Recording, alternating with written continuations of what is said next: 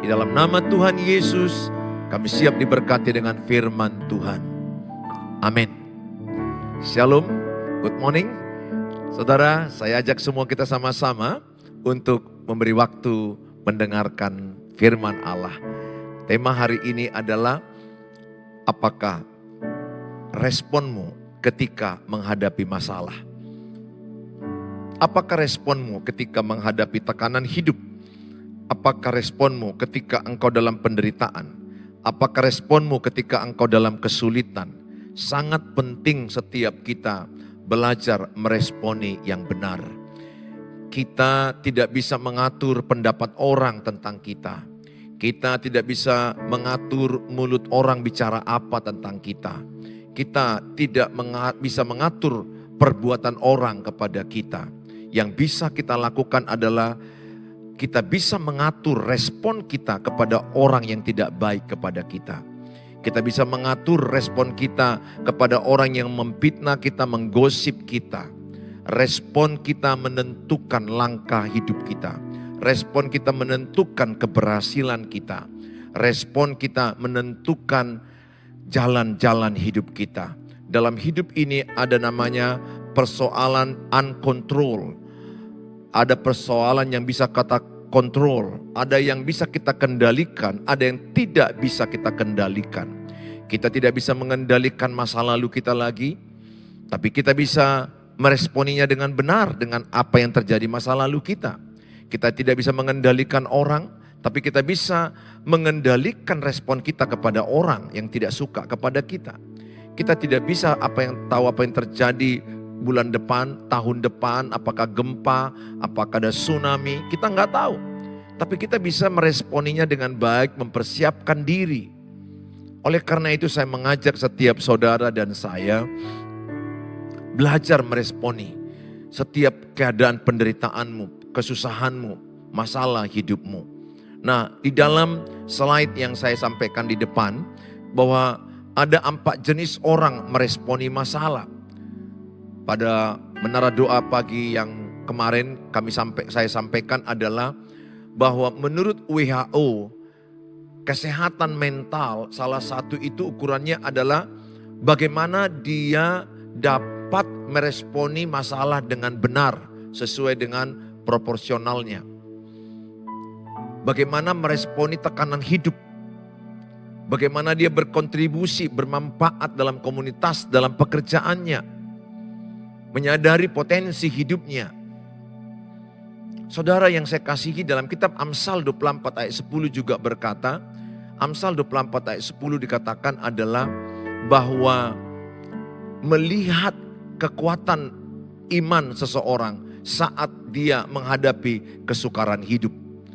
Jadi melihat iman saya kuat atau rapuh, lemah, itu adalah dilihat ketika saya disakiti orang, apa respon saya.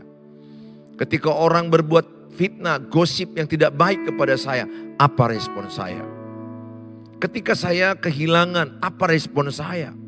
Ketika pasangan saya tidak menyenangkan saya, anak-anak saya tidak menyenangkan saya, apa respon saya. Ketika saya tidak punya uang atau kehilangan dompet, kehilangan HP, apa respon saya. Dari respon seseorang itulah kelihatan apakah dia dewasa atau bayi rohani.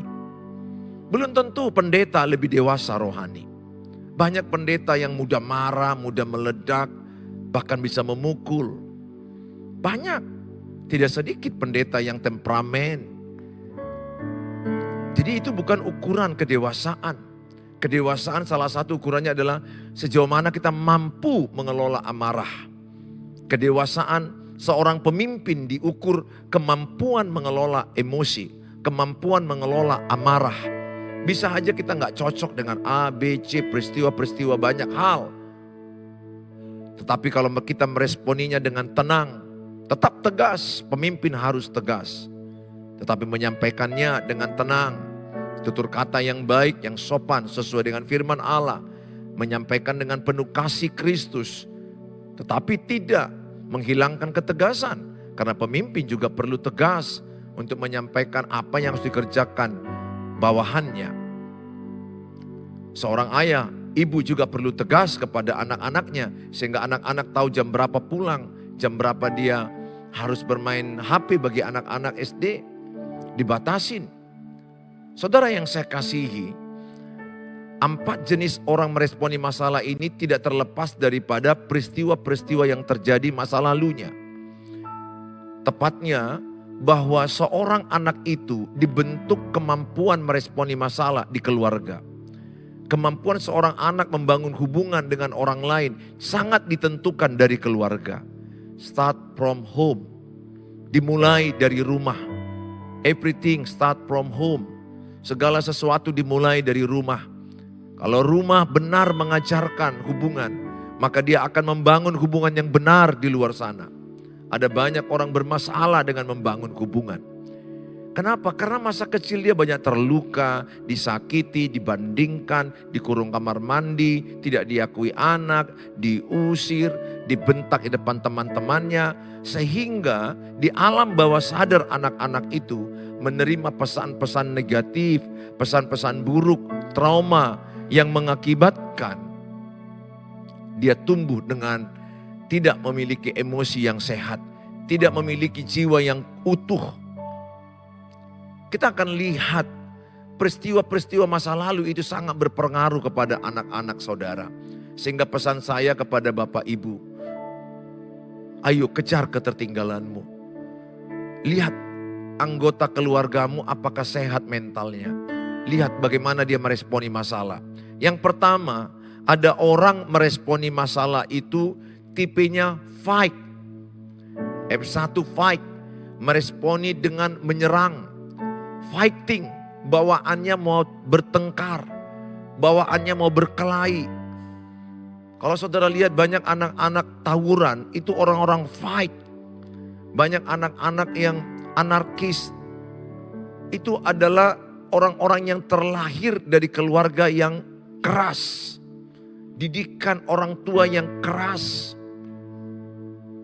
Sehingga kekerasan itu, sifat itu dibawanya kepada kehidupannya. Padahal dia masih sekolah SMK atau SMA. Ketika orang tuanya bertanya, dari mana kamu? Dia pun bisa serang ayahnya. Ada anak SMA bisa menyerang ayahnya. Ada anak kuliah menyerang orang tuanya. Fighting, fighter, penyerang. Dia menjadi siap tempur.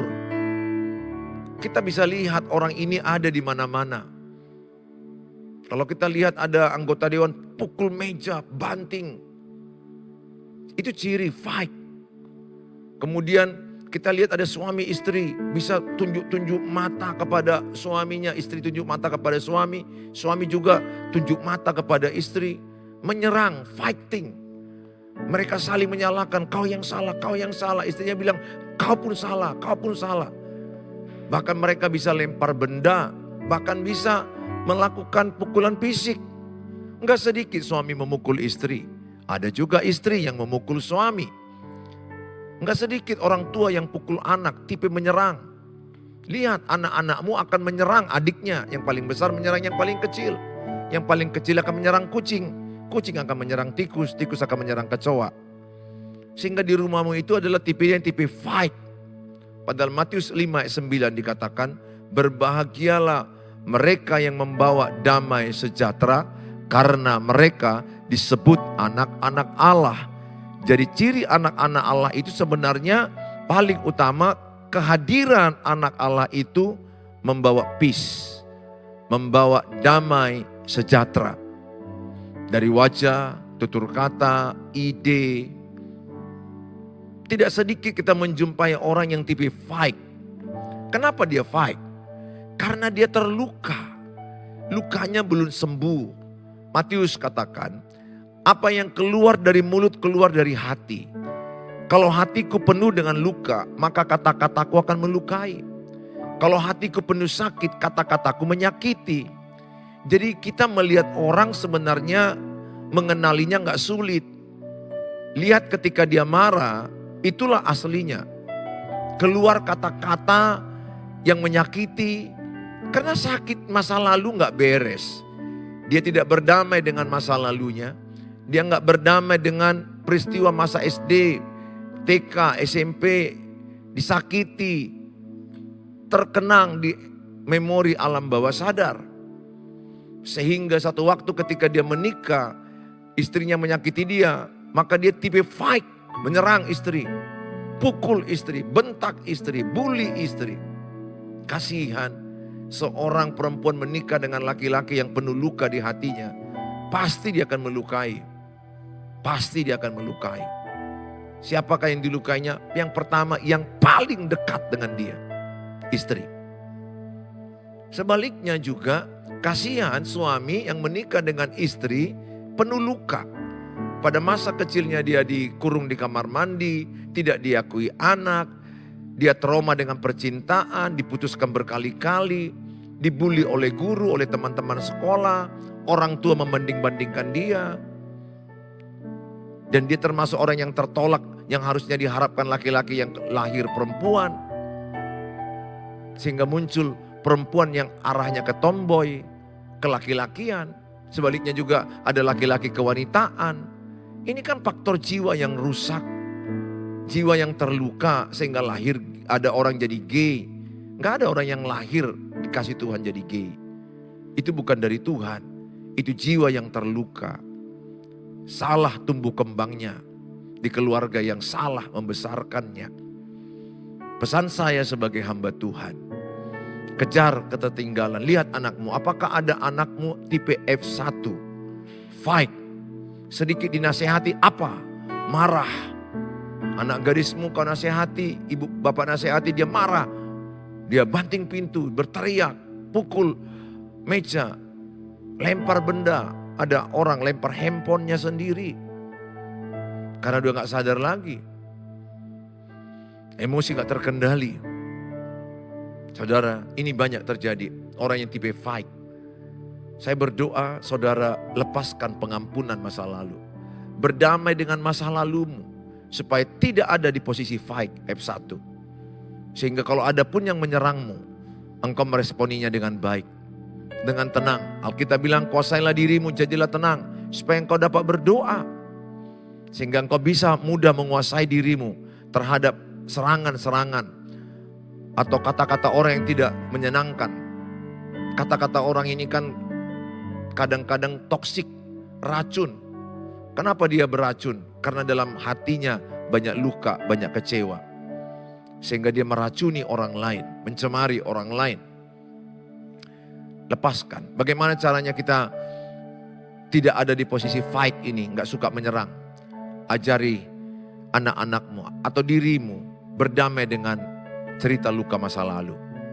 Ampuni orang yang menyakitimu. Katakan, ku lepaskan pengampunan. Ucapkan kata itu berulang-ulang. Ku ampuni orang tuaku, ku ampuni abangku, kakakku, suamiku, istriku. Ucapkan siapapun yang mengampunimu. Ketika ada ucapan yang kita katakan, ku lepaskan pengampunan.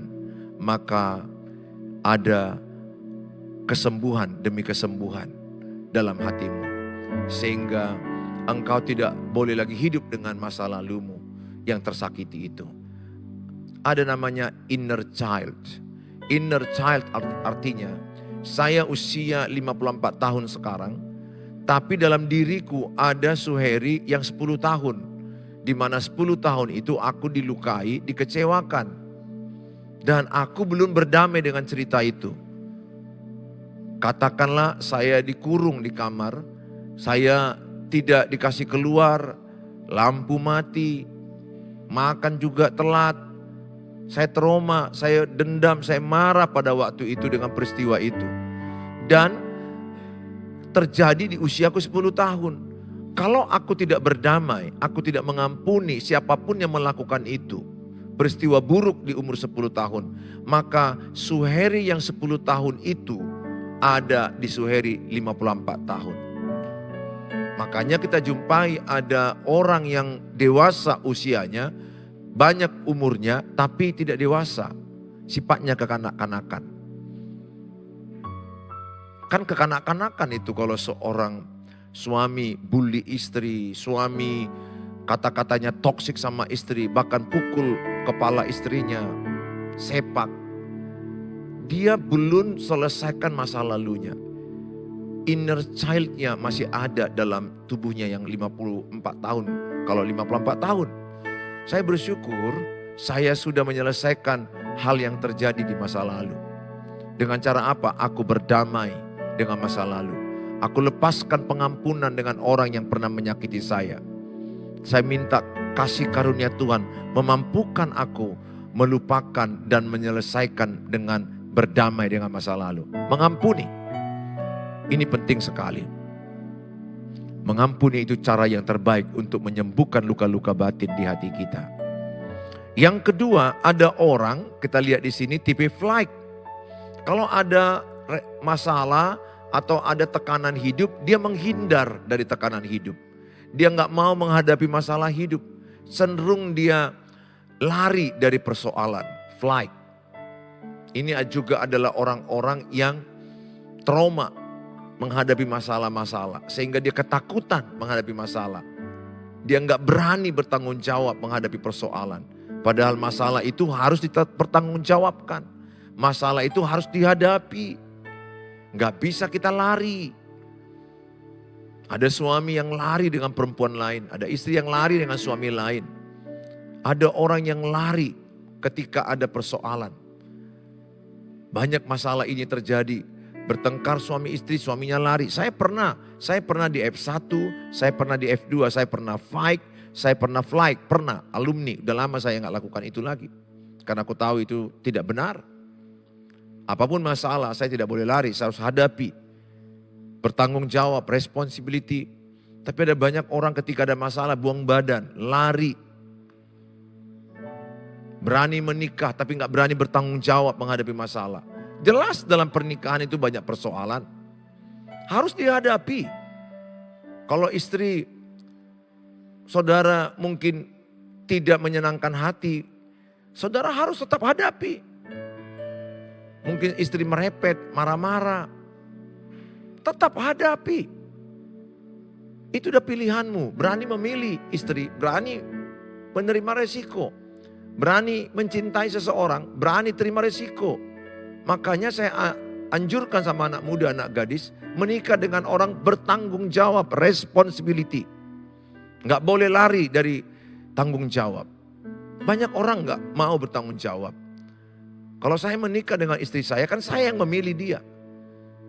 Apapun akibat pilihan saya harus saya hadapi. Saya nggak boleh lari. Saya nggak boleh kawin lagi. Karena aku nggak cocok, aku kawin lagi. Nggak boleh. Menikah bukan masalah cocok, mencocokkan. Aku harus mencocokkan diriku kepada istriku. Menikah bukan menikahi orang yang tepat. Jadilah orang yang tepat kepada pasanganmu. Oleh karena itu yang saya lakukan dalam hidup saya. Saya tidak mau lari dari tanggung jawab. Apapun masalah yang di dalam pengembalaan, saya ketua Yayasan Bethel Sumatera Utara, saya bertanggung jawab setiap ada masalah saya hadapi satu-satu. Kenapa? Saya dilatih oleh Tuhan. Hadapi. Masalah itu gak boleh kita biarkan dan gak boleh kita lari dari tanggung jawab. Tanggung jawab itu membuat kita makin dewasa. Hidup ini pasti akan ada persoalan. Kenapa ada orang flight, lari dari persoalan, trauma, terluka, kecewa. Sehingga dia tidak mau menghadapi persoalan itu. Yang ketiga, ada orang menghadapi persoalan, menghadapi masalah itu sudah mati rasa. Namanya freeze. Freeze atau freezer, beku. Mati rasa, dingin. Jadi ada istri yang sudah mati rasa menghadapi persoalan hidup. Ketika tanya suaminya, bagaimana ma masalah ini? Istrinya diam aja karena sudah capek, udah letih, berkali-kali disampaikan tidak berubah, bertahun-tahun ditunggu tidak berubah. Sehingga ada istri yang sudah freeze, mati rasa. Tidak ada lagi rasa. Ketika suaminya pegang tangan istrinya, suaminya nanya, apa rasanya ma? Gak terasa lagi. Yang terasa beban hutang, cicilan. Ada orang yang sudah mati rasa dengan pasangannya. Capek. Kenapa mati rasa? Capek, letih, berulang-ulang, bertahun-tahun, menderita. Ini pasangan yang sulit. Pasanganmu bisa freeze, beku. mati rasa. Makanya ada orang diam, silent. Ada masalah dia udah cuek aja. EGP emang gue pikirin. Diam aja dia. Nggak boleh. Tapi kenapa terjadi orang freeze begini? Karena dia berulang-ulang terluka, berulang-ulang dikhianati, berulang-ulang menderita, letih, lesu, bertahun-tahun menderita, berulang-ulang selingkuh, berulang-ulang bohong, berulang-ulang menyakiti. Dia sampai satu titik freeze, beku. Ini parah. Sakit jiwanya ini parah kalau udah freeze. Dia sudah terserah, kau mau mati, mati, kau mau hidup, hidup, terserah. Bisa jadi dia berdoa kepada Tuhan, saking sakitnya. Bisa aja dia berdoa, Bapa ambillah suamiku itu. Daripada mungkin dia sudah melihat suaminya kemana-mana, perempuan mana, perempuan mana, perempuan mana. Udah gitu banyak, memalukan dia, memalukan anak-anaknya. Jangan sampai istrimu berdoa seperti itu bapak-bapak. Kalau seorang istri sudah berdoa seperti itu, permohonannya hati-hati, karena dia sudah capek dan letih. Harapanku tentu tidak berdoa seperti itu, tapi saking capeknya ada yang konseling ke saya. Lebih baiklah Pak Pendeta suamiku itu pulang ke rumah Bapak. Udah sampai ke situ doa dia. Saya bilang, jangan Bu. Saya yang merasakannya Pak Pendeta, saya sangat tersakiti dibuat dia. Saya doakan dia cepat ke rumah Bapak. Daripada malu anak-anakku. Punya bapak seperti itu. Selingkuh tiada akhir. Ada suami bilang aku setia. Rupanya kepanjangan setia, selingkuh tiada akhir. Perselingkuhan memang dosa yang tidak mudah dilepaskan. Tapi bisa dalam Tuhan Yesus. Saya berdoa, saudara, kalau ada di antaramu please beku mati rasa. Minta rasa dari Tuhan. Minta kasih karunia Tuhan. Tuhan sanggupkan Bapak Ibu menghadapi persoalan hidup yang berat ini. Yang keempat, yang terbaik. Kalau ada masalah, ada tekanan hidup, yang diajarkan Tuhan adalah face, F yang keempat. Ini yang sedang saya lakukan. Face. F1, F2, F3, fight, flight, freeze, ini jiwa yang terluka. Tersakiti, kecewa. Saya terus mengembangkan face. Baru semalam saya menghadapi persoalan dengan ada tantangan dengan di bawah kepemimpinan saya. Saya hadapi baik-baik dan hasilnya pasti akan baik-baik. Caranya andalkan Tuhan. Face artinya menghadapi masalah dengan baik-baik bersama dengan Tuhan. Ingat Yeremia 17 ayat 5 dan 7, diberkati orang yang mengandalkan Tuhan, terkutuk yang mengandalkan manusia. Jadi seberat apapun masalah Bapak Ibu, pesanku, hadapi. Jangan lari. Face. Diskusikan baik-baik. Sama-sama katakan diskusikan baik-baik. Bicarakan baik-baik. Doakan baik-baik. Hasilnya baik-baik. Saudara, kalau Bapak Ibu melibatkan Tuhan dan bicara baik-baik, diskusi baik-baik, intonasi yang baik, di tempat yang baik, cara yang baik, isi yang baik. Disampaikan berulang-ulang, mungkin pertemuan 1 belum selesai, 2, 3. Saya percaya akan ada jalan keluar. Yang penting jangan putus asa. Ya, Ibu ada yang bilang ke saya coba bicara baik-baik sama suami. Suamiku sedikit ku sampaikan langsung meledak, langsung marah. Nah, kalau sudah begitu suami, memang tidak bisa diajak bicara baik-baik. Berarti ibu hanya berdoa kepada Tuhan dan berbuat baik kepada suami. Karena taburan yang baik itu akan mengubah suami untuk bertobat. Demikian juga suami, ada yang bilang sama saya ajak istriku bicara baik-baik karena istrinya selingkuh dengan laki-laki lain. Maka sedikit ku sampaikan ngomong baik-baik, meledak. Berarti belum waktunya. Bapak harus banyak berdoa, andalkan Tuhan. Yang mampu mengubah manusia hanya Tuhan Yesus. Bagian kita berdoa dan menabur kebaikan.